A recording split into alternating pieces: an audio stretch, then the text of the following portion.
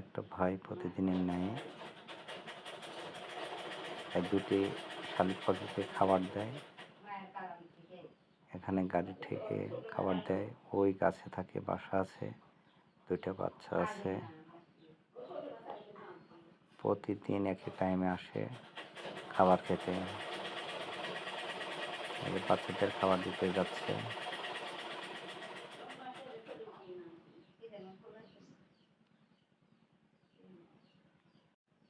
আসলে পশু পাখি মায়া করে খাওয়ায়। প্রতিদিন এখানে আসে খাবার খেতে। আমি আগে ইউটিউবে দেখছিলাম,